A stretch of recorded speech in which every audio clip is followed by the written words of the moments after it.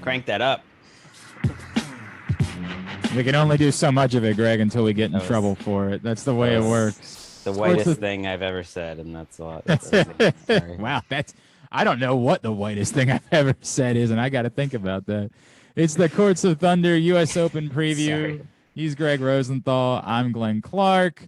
We are just days away from action beginning up in Flushing, with a lot of stars of the last couple of decades not going to be there. The first U.S. Open since 1997 with no Roger Federer, Rafael Nadal, or Serena Williams. Alas, as we talked about, Greg, on the Risers and Fallers episode, like this is tennis now. This is where we're headed. This is our reality, unfortunately. There's going to be far fewer tournaments with these players in the coming years than there have been. It's just this is where we're going, and there's a new group of stars perhaps ready to take the mantle. We will find out on the men's side, or it just I have no doubt there is on the women's. They're there. Correct. I am bummed about Serena not being there. I do think Serena and Nadal specifically will be factors, or will be people we're talking about still as key parts of the game, but not so much now. Yeah, the men need to, the lesser men need to step it up. I was a little worried, like Courts of Thunder, we're doing this because we love tennis. We're not making any money from this. Correct. Yet. If you're out there, advertisers, we'll think about that for 2022. But I was worried. Okay, training camp starting, my real job starting week 1. Is right around when the men's final is. Yes, happens. I was like, oh, that's going to be a problem. I gotta say, doing Courts of Thunder has gotten me more, and it's gotten me more amped up for tennis. When I found myself just having the Winston-Salem and the WTA Cleveland, they're playing tennis in Cleveland, just out in the background. I'm doing work. Yep. I'm not saying I'm like locked into Lynette Kasatkina, but I'm watching. I got it on. I'm more locked in because the Courts of Thunder. So thank you to all the listeners, and I'm pleasantly surprised how many people. Hard agree on all of that, and in fact, I found myself. I can't believe I'm saying this. I found myself being quite heartbroken by watching Francis Tiafoe lose to Michael Ymer in the quarterfinals of the Winston-Salem Open this week. And I said, why am I emotionally invested in this in any way? But I think it's just because we've been talking more tennis. All right, we've got draws. That's what we do on this show. We dive into the draws and what might happen. So let's begin, I think, with what is the biggest story going into the U.S. Open. Courts of Thunder. Novak Djokovic will play. We have not seen him since the Olympics, but he will be in New York going for a calendar Grand Slam. And as long as he looks okay, I do think that when we get to week 2, this will become, Greg, the type of transcendent story that becomes a very big deal throughout sport beyond just the art. And I know it's difficult timing in this country because it will be the same week as we're preparing for week 1 of the NFL season, and there'll be but it's the buildup. The finals is what's the problem. That's a whole nother podcast. I've really wanted the U.S. Open to change the times of this final. It's just stupid to go against football, but that's another time.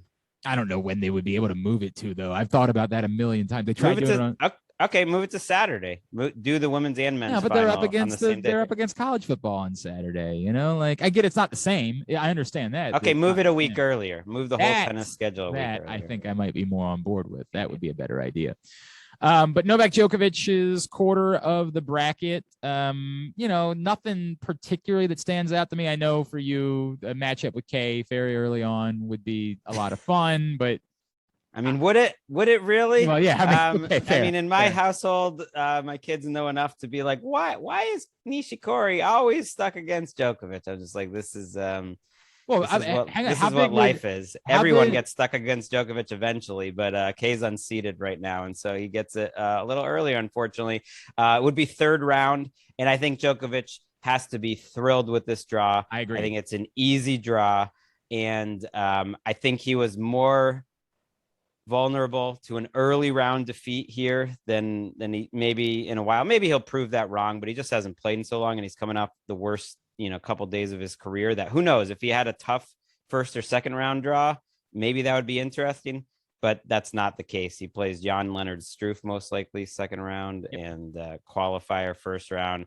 Kei Nishikori, he's been wiping the floor with ever since Kei beat him in a U.S. Open semifinal, or maybe Mackie McDonald. I was going to say, how big would a potential? I know Mackie McDonald would have to beat Goffin first in order to make it happen, but how big would a Mackie McDonald Kei Nishikori match be in your house? I mean, it'd be a little bit of a nightmare because I feel like it's just like the mini version of Kei. They'll play for 5 hours long, and whoever wins it will just tire themselves out before playing Djokovic. But there's literally, this is why the women's game to me just is deeper. I just don't see a match. You know, your boy Brent Jensen Brooksby. So when I look at the bottom portion, as we are, I appreciate Greg sent me some specific tweets that were sent out by the U.S. Open, and they are a much better way of looking at these draws than what I was looking at on paper. Yeah, like dividing it by quarter, it's like 4 tournaments on each side, and who can get to that semifinal. When I look at that little quadrant down there, and I'm not trying to say he will, but there's absolutely a chance for Jensen Brooksby. The thing that we were talking about on Monday, like there is a chance down there for him to win some matches. It's not, even Ymer is not easy, but you know, he's playing. His first matchup is against Ymer, who's in the semifinals of Winston-Salem. So correct. He's clearly playing well right now, but might be a little tired. And then the winner plays Fritz or De Minaur. Which I think is, I got to be honest with you, and I'm not trying to knock De Minaur, but we saw him lose to Seb Korda in the first round. They're both in bad form. I think that's a total toss up to me. And I'm not, if Brooksby wins his first round match, I don't think that's unwinnable for him in the second round. No, all these matches are winnable.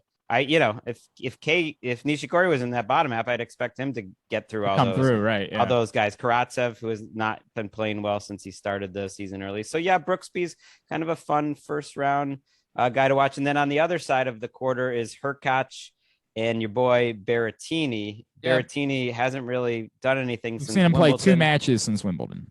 Yeah. But who knows? That's the, it's the downside and the upside. It takes a while for these Grand Slams to get cranked up, but a guy like Berrettini can play himself into form. So I have no doubt if he can win his first match, who's he got? Chardy, that's not an easy first round, but a pretty straightforward second round against Mute or Travaglia. Like he'll play his way into it. Fonini's the seed there. If he gets to the 4th round, by then Berrettini could be playing well and could be a problem for Djokovic or Hurkacz. So. And we've seen him play well at the U.S. Open before, obviously, and I'd be so on board for a Berrettini-Fonini matchup. That would be good. Sorts of fun. Oh, that would be Italy past and future. Fonini has a lot of good results at the U.S. Open. He's traditionally played really well there. He's still seeded. Some of these seeds are weird because we're still holding on to these pre-pandemic numbers for like the last Grand Slam. But I could see Berrettini or Hurkacz giving Djokovic his first real match in the quarters. But that's a while down the road. You would think Novak's feeling good. I absolutely think that Novak's getting through to the semifinals from there, as long as he's right. Too. You know what I mean? Like as long as he's right, I think he's getting through to the semifinals. But it would be great to get another Berrettini matchup and for him to play some good tennis and to have that be a very exciting quarterfinal. I'd be on board. I'm nothing against Herbie Hurkacz, but it's just there's not the same excitement to me. Well, we'll get to preview these shows too because we'll do some mid-tourney. Yeah. By the way, we have not talked you and I about how we're going to do that because maybe not as many as the timing is not nearly as good for doing midweek shows as it is when we. Let's get to the Zverev quarter, shall we? Just get it out of the way. Yep.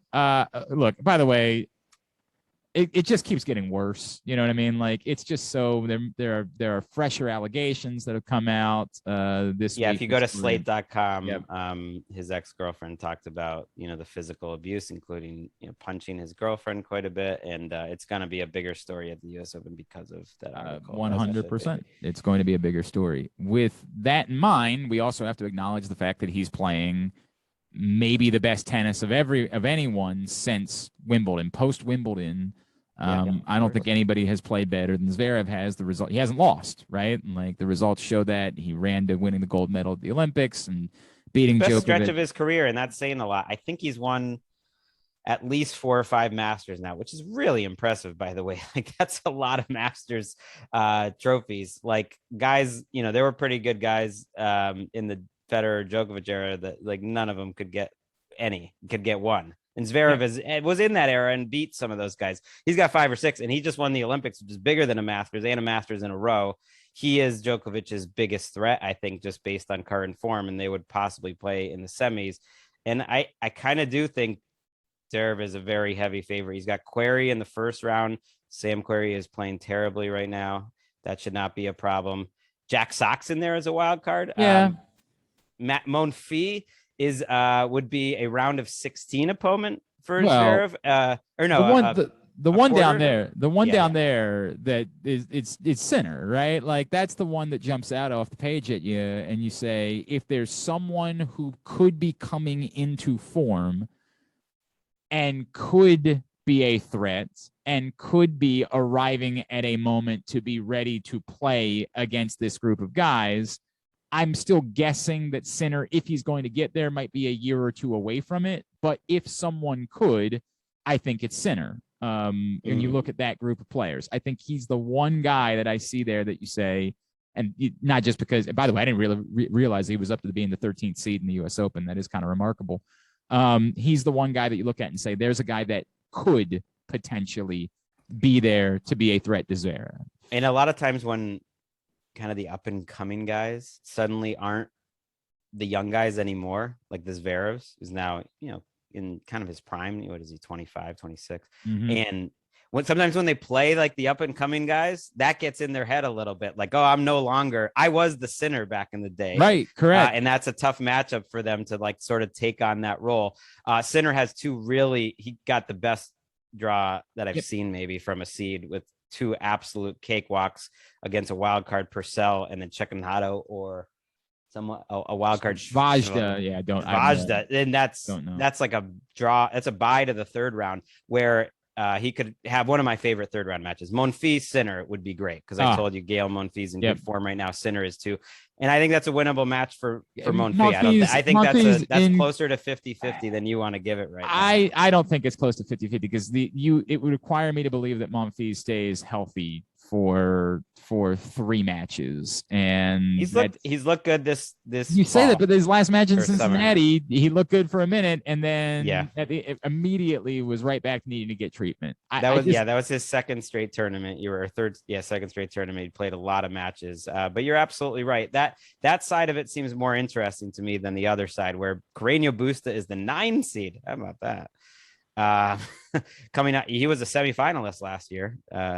Remember that? How about that? I do remember that. 100% against Zverev, so they could play each other again. I don't think Carreño Busta will get there. He didn't seem like he kept up his Olympics momentum in Cincinnati when I saw him. So Opelka's there. Your boy Seb Korda with a brutal draw plays Basilashvili in the first round, and then maybe Carreño Busta in the second, and then maybe Opelka in the third, maybe Shapovalov in the fourth. That's one of the toughest draws anyone got in the entire tournament for an unseeded player. Your boy Seb Korda, come on. It's tough. Yeah, it's really tough for him. I'm going to make a pick here that's definitely going to be heart versus head, because like there's no world in which, if you were thinking about this intelligently, it's not Sasha Zverev that's coming through all of this, but I just don't want it to be. So I'm going to make a pick instead, and I'm going to say that Shapovalov comes through this, and it's Shapovalov into the semifinals. And again, I'm acknowledging that's way more heart than head at this point. Well, he's on that other side of the quarter, but I think in a little easier section. Yes.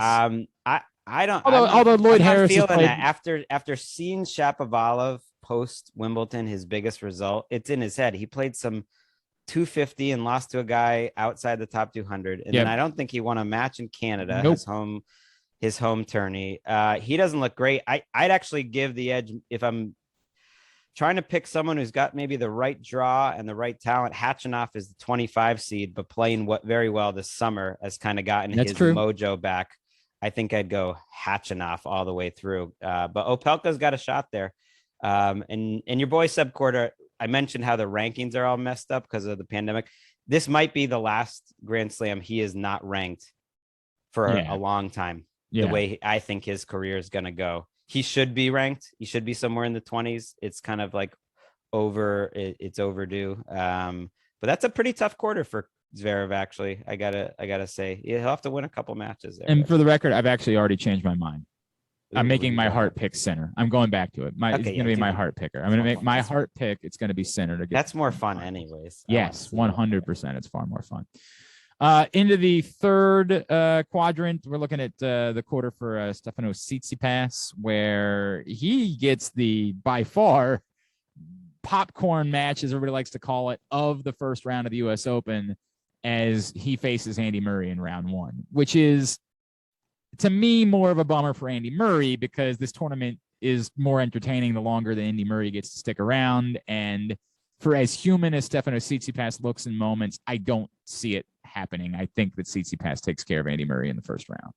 I'm so bummed out. And I saw people on Twitter being like, oh, you don't think it's rigged and Andy Murray just ends in the first match against Tsitsipas? It's like, no, the U.S. Open wants Andy Murray to last more than one round. Yeah, you're right. They get one good ESPN spot on Monday or Tuesday night. I'm not sure of the order right now.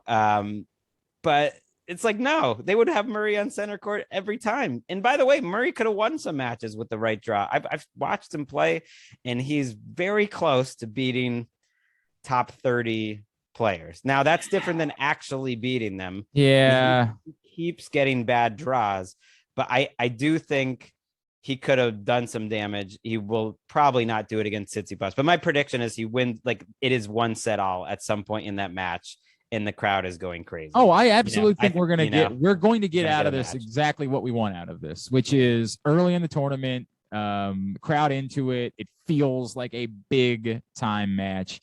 Remember the TFO Federer match in the first round from a few years ago, which went 5 and gave everybody thrills. The Sharapova Halep match once in the first round. Like, absolutely. I think Halep had one against Serena once when she was coming off an injury too. She's got a tough one. She's got a really tough one those first round like blockbusters, you always feel bad for both sides. Especially Murray here, because I would want to have him have a good run. But that's a reminder, by the way, we're missing all these these top players this year. Yeah. But the crowd being back is going to make all the difference. Yes, it will feel like the U.S. Open. A great tournament. As a huge Naomi fan, I enjoyed last year's tournament, but if it wasn't for her, that it just wasn't the same. And this is going to be awesome with the crowd. And I think Tsitsipas looks pretty good here. By the way, that's the thing. Draw winner, right? As much as that sucks to have to do Andy Murray in round one, the next 3 rounds look utterly winnable for Tsitsipas. Like, there is Cam Norrie is the seed in his quarter, who's playing like hell right now. Kay was one of, I think, 5 out of 6 losses that Norrie took post or around Olympics. So his good season has kind of come off the tracks. Garin is the worst 16 seed at a hardcourt Grand Slam possible. Yep. Humbert is there as a 23rd seed. If Benoit Paire is there as an unseeded player, playing this well. is a spot where Benoit Paire absolutely could make a run. Tsitsipas in the Sweet 16. And then the other unlucky first round kind of blockbuster here is Kyrgios Bautista Agut. That's pretty good. Yep, that's a very good one. Agreed. That's a very good first round matchup. I like, however, how things shake up for FAA down in that lower half there. I think FAA, has a pretty good. There's a bunch of qualifiers down there. He could play Bautista Agut or Kyrgios in the third round. Yep. Who knows with Kyrgios? It's been tough to be a Kyrgios fan, which I have been. He also feels close, but has not been able to string matches together. But we'll have the crowd with him, presumably in New York. They will be happy to have him. It's this weird relationship that he's had with the sport throughout the course of his career, but it's the crowds have largely come around on him and are happy for his showmanship, and so he'll have that. 5 sets will be tough for him, though. So even if he got through Batista, by the time he gets to Felix in the third round, that would be a great match, but that would be tough. I like Rublev in this quarter, even more than Tsitsipas, I think. So Rublev is on the other side. He is the potential quarterfinal matchup against Tsitsipas. He is the 5 seed. I mean, this guy's won so many matches. He's played more matches than anyone else over the last year, and he is coming in excellent form. And I think beat Medvedev. It's supposedly fast conditions, and I think that favors him compared to Tsitsipas. And I kind of like him to make a semifinal here, and that would be a good quarter. Rublev versus Tsitsipas. You're going Rublev the whole way. Again, might be a little bit of a head versus heart thing, but I'm going FAA here. Okay, I'm going FAA. Another guy who has not backed up his little Grand Slam breakthrough since we did our Wimbledon show. Yep.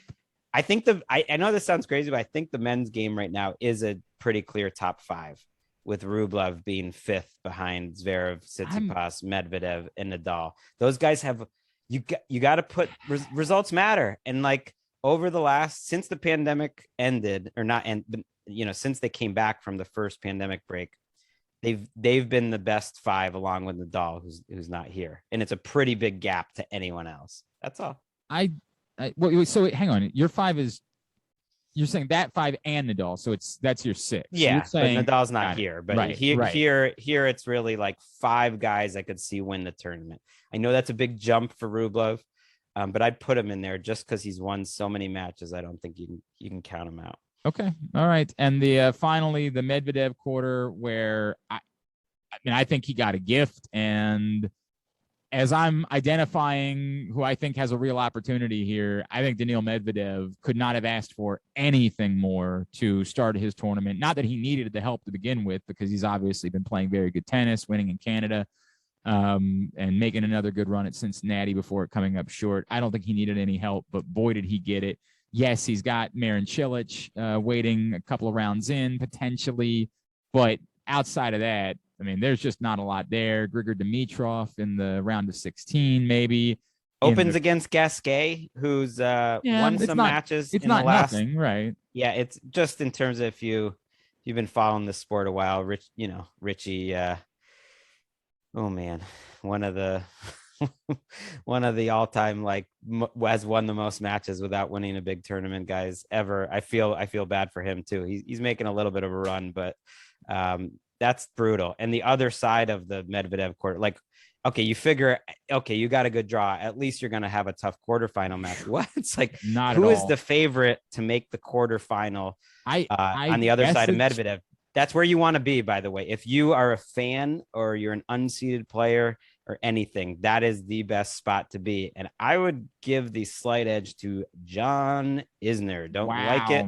But I honestly think he should be the slight betting favorite over guys like Schwartzman, Ruud, Casper Ruud, yeah, Davidovich, Fokina. This is why the women's tour isn't messing around with any little sections like this. That's all I'm saying. Yeah, it is a brutal section. Kevin Anderson is over there, who's it's a brutal little. Section. I wish Francis was there. Francis, we didn't mention, was in the Tsitsipas quarter. We'll have to play Rublev round 3. If you threw a Francis or a Kay or a Korda or a Brooksby even over there, it's like those guys are thinking opportunity for them. Quarterfinals are very doable. But over here, I'm just not seeing anyone that I'm scared of. Nope, not at I guess all. If you're Schwartzman, you're saying, okay, maybe we can do this.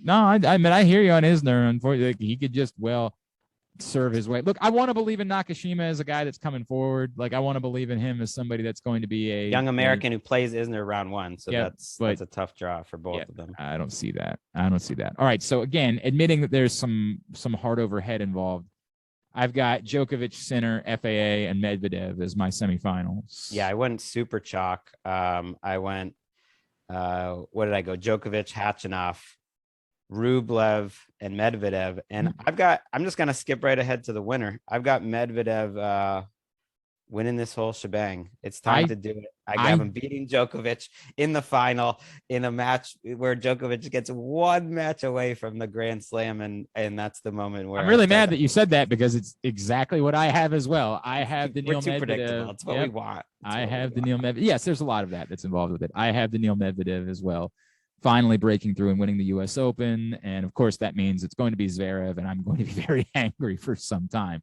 Okay, he's got the results, though, on hardcourt, and I think he has to feel he had a perfect buildup. He won Canada, and then he backed it up, making it to the semis, losing a Rublev, but I don't think that loss troubles him too much. He had played so many matches, and it's a guy that he had owned previously.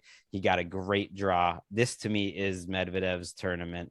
If he was going to win a Grand Slam, this is it, and he'll have to probably topple the GOAT to do it, but we'll see. I agree wholeheartedly. I think there will be a question as to how the crowd will love Daniil Medvedev, but in a potential final against a guy going for a calendar year Grand Slam, do they choose to love both of them, or does it become very clearly, no, we're just going to love the guy that's going for a calendar year Grand Slam? Which I think they'll like Medvedev. I don't think they're gonna wholly embrace Djokovic too much. I know it's still Djokovic. Last time they saw him, he was just like knocking out a lineswoman with a ball. But they weren't there for that. They weren't there for that. There's that. I do think that the opportunity to see history changes some of that. I think there are a lot of people who are buying tickets specifically for the chance to see history, and that changes a little bit of how you root. Even though, right? I even kind of, well, if K wasn't in that section, but other than the K factor, like I kind of do want Djokovic to get to the business end, just because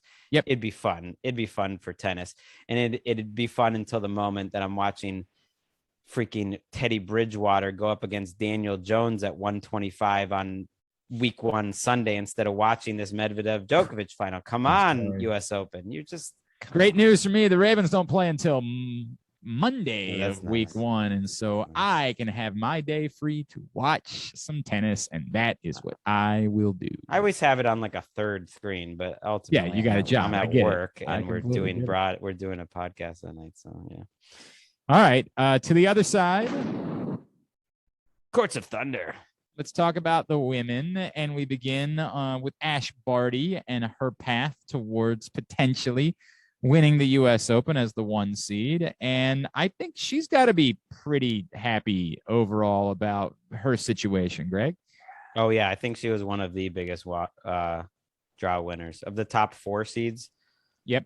I thought she had the easiest path to the round of 16. I agree. Yeah, I know you weren't quite buying my Barty as like a dominant number 1, but here's what I mean is like I literally can't imagine. Well, I think as dominant the round of 16, right, like as dominant a number 1 as the women's game can have is probably the way that I should have said. Since Serena, since Serena. I mean, there were moments when Serena was by far the favorite in every tournament that she entered. Jen Brady is the seed, the defending semifinalist, played the match of the year I think last year against Osaka.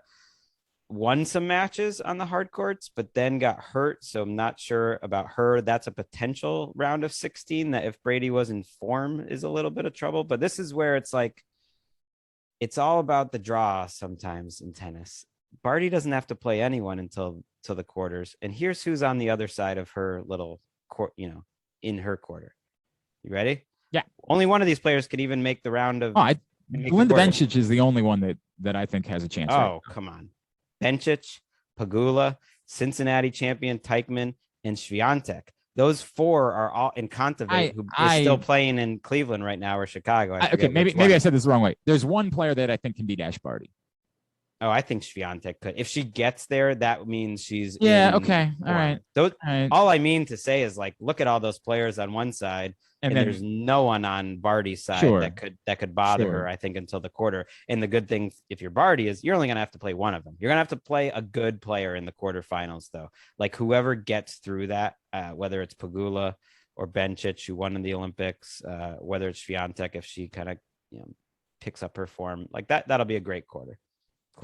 Yes. Okay. That I'll give you that. But I got to be honest with you. I really only think right now that I believe that the way that Barty is playing, to me, that Bencic is the only one to me that would be able to beat Barty right now. And I get what you're saying is that we have to imagine how they'd be playing a week from now. Yeah. My point is like, you can't expect for anything more than an easy path to the quarters or so. After that, you do expect it to get tough. Oh, sure. Yeah. If you don't have a tough match in the quarter, sure. And it will. It almost certainly will for Barty, but I think pretty smooth sailing for her. Yeah, I have Barty comfortably. Yeah, I have her comfortably in the semifinals as well.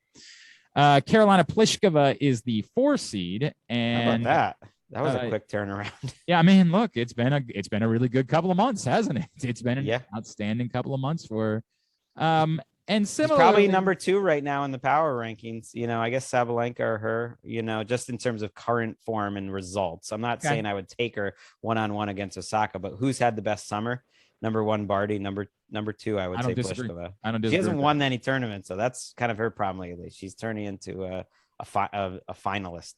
I also don't think she's got much of a threat. No. Look, I love Pala. That's my girl. And as long as she's healthy, then great draw for her. I think the 24 seed. I kind of like her to get through to the round of 16, 100%. I love her chances of being in the round of 16. I don't know if I buy yet that she's ready to beat Palischkova in New York. I don't think I'm there. I would love it. And she's got some big wins. She's got some massive wins. I don't think she's scared of the moment. I just don't think I would give her the edge right now in a potential matchup against Pliskova in the round of 16. The other name there, just to keep an eye on, is Pablo Chenkov, who I think in these conditions just hits that heavy ball. I watched her in one of, I think in Canada. I think she made the quarters. I could be wrong, but it's like I forget who it was, but she beat like another top 30 player 0-2. And it's like that can happen sometimes with Pablo Chenkov. So like if she just starts treeing, she's a danger. But the other side of that has my girl Kvitova, who I keep overrating in these draw previews. Andreescu is the 6th seed. That's where I'm talking about funky rankings. She could fall out of the top 30 after this tournament. Ostapenko is back up to the 27 seed. That's interesting. That whole side is pretty wide open. Kvitova has to like her draw. Akova's there, has been playing well. Sakkari's there. A lot of fun names. I kind of like that side, but I have no idea what the heck's going to happen. I want to do a hard overhead thing again here, just for the fun of it. Like, don't bet this. Remember when I gave you Berrettini and I believed in it? I'm telling you now, I don't believe in these things. These are just fun picks for me. I just want to put Badosa into the semifinals just to say that, so we can come back here and I can say I called it if it were to happen. So I'm going to put Badosa into the semifinal. I think it's wide open. I'm going to go crazy and go unseeded player. Let's do a wild women's draw here, and let's take Akova all the way to the wow.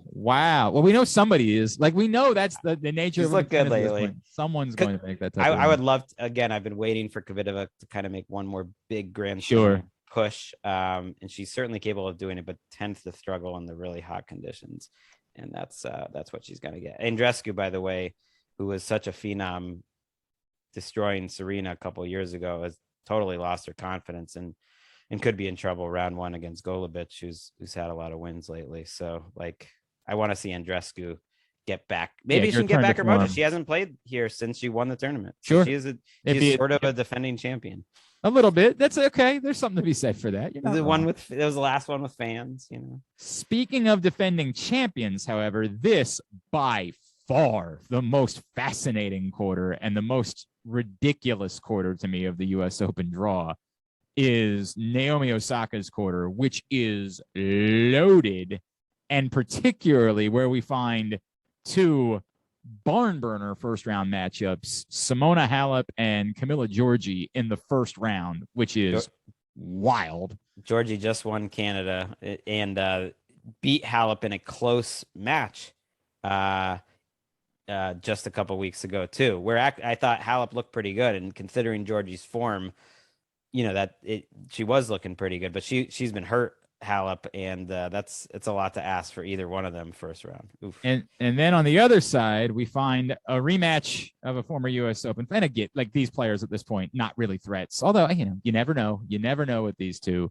Madison Keys and Sloane Stephens in the first round of the U.S. Open, with the winner, as long as she beats Lynette, slated to get Coco Gauff in round 2.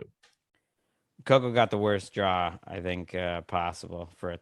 She's the 21 seed now. She's moved up, and she'll keep rising. Lynette's actually in the semifinal this week. She just beat Kasakina. Now she might be a little tired. Yeah. But that's a tough first round, and then to play the winner of Madison or Sloane Stephens, I feel bad for them because they are as close. This is why they tell you don't become too close friends sometimes on the tour. I mean, they don't. I think that's stupid, by the way. But it stinks for the two of them who, have played in the biggest matches of their lives against each other. Not that one, but a French Open semi, which Sloane won that one too. And Sloane's in better form. I've become a pretty big Sloane fan. She's in my top 5 right now for sure. Wow. Maybe top 2 okay. or 3. Yeah. I look, trust me, I root for Sloane. I'm talking about men's and women's even combined. Wow. Okay. She's in my top 5. Watched her a lot.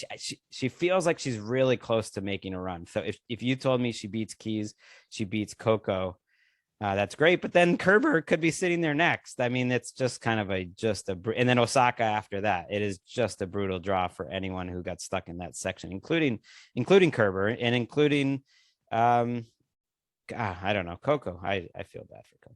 I absolutely feel bad for Coco, and I don't see. But she could get through too. I think there's good news for Osaka, who for the first couple of rounds, if she's right, should be okay. I thought this was a good draw for Osaka because, like I said, you can't ask for easy matchups once you get to the second week.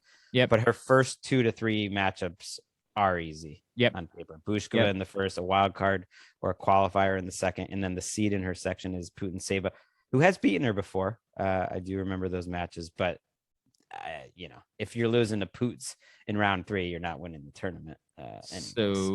So this sort of banger of a quarter, who do you see coming through it? I'm going to take Naomi. I think getting into the draw, you circle a round of 16 potentially against Kerber, who's playing really well, just made the Cincy semi, and then a potential quarterfinal against Halep or Rybakina or Svitolina. We didn't even mention is the 5 seed. There's a lot of players. It's so loaded. Section. I don't feel confident in Naomi like I normally would, but she does have the Serena thing with me at the U.S. Open, where it's like if she gets through a couple rounds, there's not a particular match I'm ever going to pick against her. Are you? I'm not. I told you before, I'm going to continue to operate. I know this is probably foolish and that I'm doing it in spite of the results that I've seen, but a major championship on a hard court, I like Naomi Osaka playing in a major championship on a hard court because she's really good there. That's what she does, is she wins major championships on a hard court. So I've seen what I've seen. It's been shaky. We all know everything else that's been part of the story, but we're getting to the U.S. Open, and I like Naomi Osaka at the U.S. Open, so I will at least put her through to the semifinals. I know the first press conference she did at Cincinnati got a lot of attention, but I liked what I heard from her mindset coming throughout that tournament and after she lost. It did make me think about Serena, who would always take losses like that before the U.S. Open. Yeah, and it that's didn't fair. Phase her, didn't bother her. She used it sort of as a lesson and came in and knew which tournament really mattered. And I think more than any player, that's how Naomi plays. She plays for these big ones. And she'll be challenged. I mean, if she had to beat a Kerber and then a Rybakina or a Svitolina just to get to a semi, the women's game is deep, and she could go out for sure. But she's still the favorite to me. And then that brings us to the final quarter that we have to look at, where the top seed is the number 2 seed, Sabalenka. And Greg, I'm just going to go ahead and tell you, I'm saying this is finally the moment. That this is finally it. It all finally comes together for Aryna Sabalenka, and she finally breaks through. And not only am I putting her in the semifinals, I'm telling you right now, I have Sabalenka over Barty to win the U.S. Open. Okay, I totally see it. It in the same way that I feel like if you're Medvedev or if you're Zverev for that matter, you kind of feel like it's your time. Yep. I think you can make that case for Sabalenka. She's built it up. She's gotten a little further. She's played a little better. She hasn't been tight in the big matches for the most part. She has lost twice to Pliskova this summer. And Pliskova's on the whole other side. I think that matchup for whatever reason. And she also, let's not forget, she also lost to Paula Badosa. Let's show some respect. Okay. She also lost to Badosa. She's on the other side where she could play Krejcikova or Muguruza potentially, or Azarenka in the quarterfinal, which would be a blockbuster and would be tough. But I think her first 2 matches are doable. And then she's got Danielle Collins in the 3rd round. That is one of those 3rd round matches that sometimes happen in Flushing where you're like, ooh, that could change the tournament, because you feel like whoever gets through that has a shot to go all the way. I would include Danielle Collins in that. Just if she's healthy. Sure. She just won two straight tournaments. Yeah, right. She's played really well. Tournaments and is just, I don't know. She's dangerous. But I have a stat for you on Krejcikova, by the way. Okay. She has either won or lost to the champion of 7 straight tournaments. Well, that's going back to the French Open. That's fascinating. That's pretty good. How about that? That's pretty good. I mean, like when she's losing, it's like to Barty in the semis. You know what I mean? Like she's been very consistent, no doubt. For people who weren't paying attention to the French Open, not only did she win there, if the season ended today, I think she would be ranked 2 or 3 in the world. Sure. That's what we're looking at right now.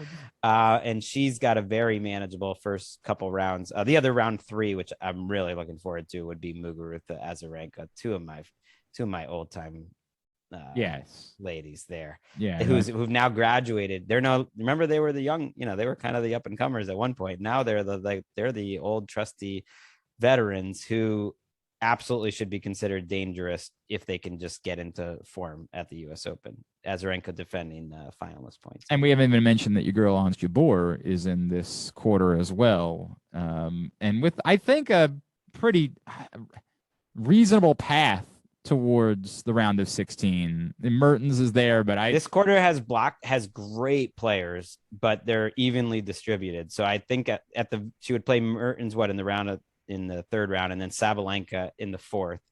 And that was a great match at Wimbledon, right? Sabalenka, yep. Tremendous. And tremendous. We could get a rematch here. So Owens has a shot there. Owens has a shot here. All right. So your semifinals on the women's side are? What is this gonna just turn into me taking my favorite players all the time? I mean, we're already acknowledging this is as much about heart as it is about head at this point. This is also, like our last slam for a little while, so we have to. I feel far more desperation when we get to the U.S. Open for my favorite players, because it really does feel like when you watch Wimbledon, you're like, all right, whatever, the summer's coming and they can make a run. You get to the U.S. Open, you're like, the world could change between now and the Australian Open. You better go do something now. Yeah, I think Owens has a chance here, but you convinced me with Sabalenka that it's kind of her time. I think she beats Muguruza in the quarters. I do think Muguruza is just a name to circle here. If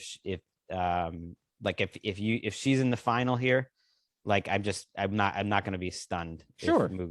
I agree. And by the way, I think Danielle Collins, I'm glad you pointed out. I think she's way more of a factor than the average tennis fan realizes. This bottom half is way tougher.